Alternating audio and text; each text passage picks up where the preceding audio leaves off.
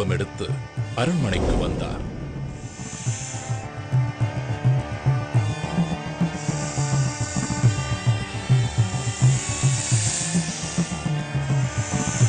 மணிகண்டன் உடம்பில் உள்ள விஷத்தை தன் கழுத்தில் உள்ள சர்பத்தை கொண்டு உறிஞ்சி எடுத்து பூரண குணமாக்கினார்.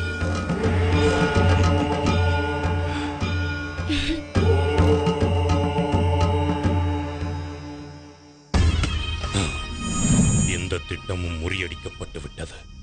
நான் வேறு ஒரு திட்டத்தை யோசிக்கிறேன். இதற்கிடையில் மன்னர் ராஜசேகரன் ஐயப்பனுக்கு இளவரசராக முடிசூட்ட ஏற்பாடு செய்ய திட்டமிட்டுக் கொண்டிருந்தார்.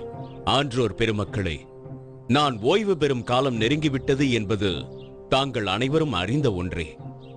ஆகவே மணிகண்டனுக்கு பட்டத்து இளவரசராக முடிசூட்ட ஏற்பாடு செய்திருக்கிறேன். அப்பொழுதுதான் சிறிது காலத்திற்கு பிறகு அவர் மன்னராக அரியணை ஏற ஏதுவாக இருக்கும்.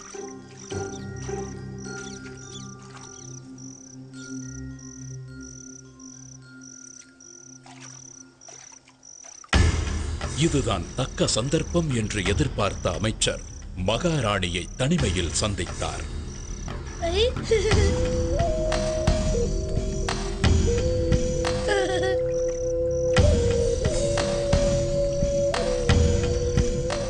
வணங்குகிறேன் மகாராணி.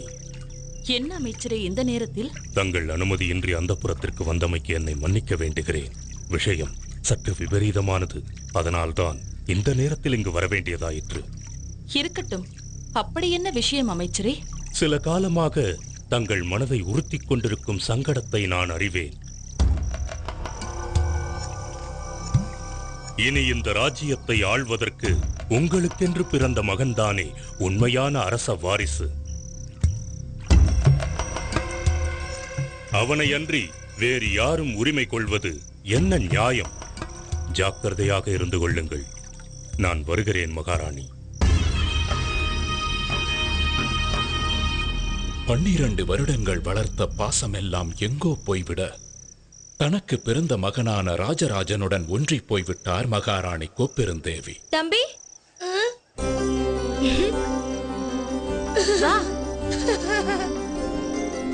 அண்ணா,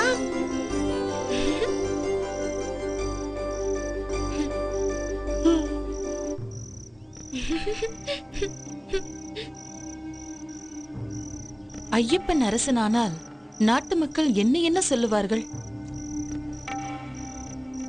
சொந்த மகனிற்கு வளர்ப்பு பிள்ளையை அரியணையில் ஏற்றிய பாதகி என்று ஏச மாட்டார்களா? ஊர் உலகம் என்னை தூற்றாதா?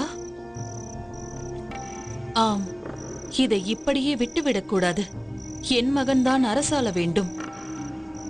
இதை பற்றி மன்னரிடம் பேச வேண்டும்.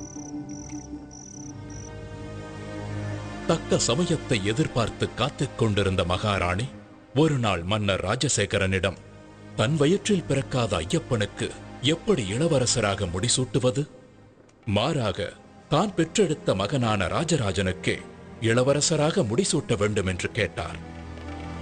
என்ன உளறுகிறார்? உனக்கென்ன புத்தி பேதளித்து விட்டதா?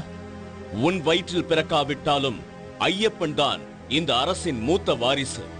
அவன் அரியணை ஏறுவதுதான் நியாயம். மன்னா,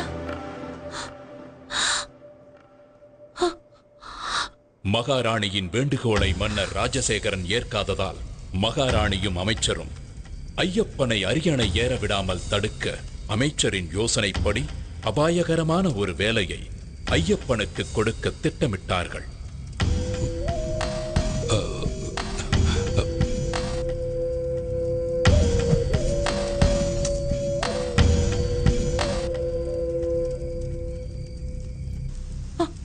அதற்காக கோப்பெருந்தேவி பொய்யாக தலைவலி வந்தது போல் நடித்தார். அம்மா, வலி தாங்க முடியவில்லையே. மன்னா, வலி தாங்க முடியவில்லை. வலிக்கின்றது. அரசே, நம் மகாராணிக்கு ஏற்பட்டிருக்கும் இந்த தலைவலியை போக்க புலிப்பாலை கொண்டு வந்தால் மட்டுமே குணப்படுத்த முடியும். அதனுடன் என்னிடம் உள்ள மூலிகைகளை போட்டு நான் ஒரு மருந்து தயாரித்து தருகிறேன். அதுவே குணமடைய செய்யும். அப்படியா? புலிப்பாலை எப்படி பெறுவது? யார் கொண்டு வருவார்கள்?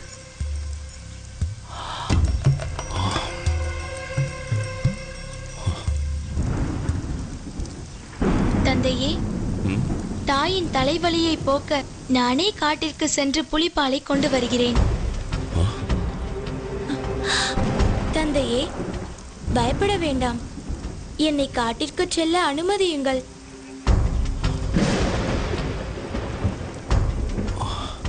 ஐயப்பனின் தெளிவான வார்த்தையிலும் தீர்க்கமான பார்வையிலும் ஒரு தெய்வீக தன்மையை உணர்ந்த பந்தளராஜன் ஐயப்பனை காட்டிற்கு செல்ல அனுமதித்தார். இதை கேட்ட அமைச்சரும் கோப்பெரும் தேவியும் தங்களது திட்டம் நிறைவேறப் போவதை நினைத்து பெருமகிழ்ச்சி அடைந்தனர்.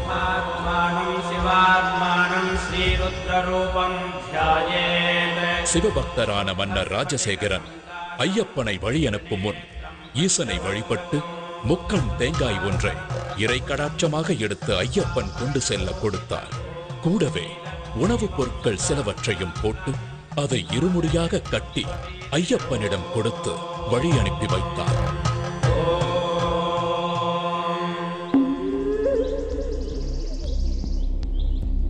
இந்த ஹரிஹர சுதனான மணிகண்டனின் அவதாரம் நிகழ்ந்ததே ஒரு அசுர சம்ஹாரத்தை நடத்துவதற்காகத்தான். இப்படி ஒரு தெய்வ குழந்தையின் வரவுக்கு காரணம் அரக்கி மகிஷமுகி. மகிஷமுகி அரக்கர் குலத்தின் தலைவி. பார்வைக்கு மட்டுமல்ல, எண்ணத்திலும் உருவத்திலும் கொடூரமானவள். பார்ப்போரை அச்சமூட்டும் அரக்கத்தனத்தின் மொத்த உருவாக தோன்றினாள்.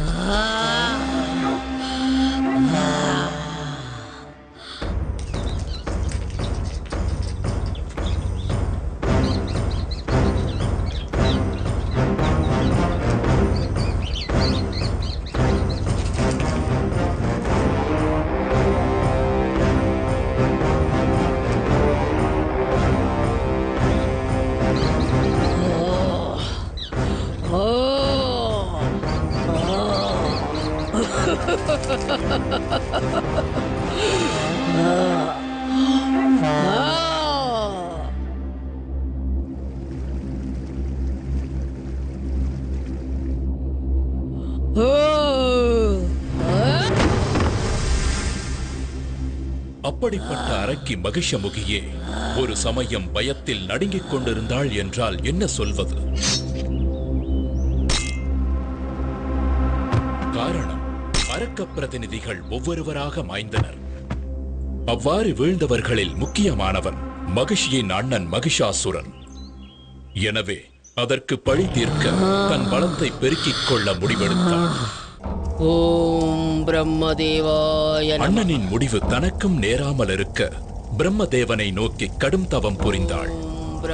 அதற்காக தன்னை சுற்றி அக்னி வளர்த்து அனல் பறக்கும் நெருப்பின் நடுவிலிருந்து தவம் புரிந்தாள். அவளது நோக்கம் உறுதியாக இருந்தது. அழிவே இல்லாத தேவர்களைப் போலவே அரக்கர்களும் நெடுங்காலம் வாழ வேண்டும். அதன் பிறகு தேவர்கள் அனைவரும் அழிவதை பார்த்து ஆனந்தப்பட வேண்டும் என்று நினைத்தாள் மகிஷமுகி. அவள் எதிர்பார்த்தது போலவே நடந்தது. அவளது கடும் தவத்தால் ஏற்பட்ட வெப்பம் பிரம்மலோகத்தையே தாக்க பிரம்மதேவரே மகிஷமுகியின் எதிரே தோன்றினார்.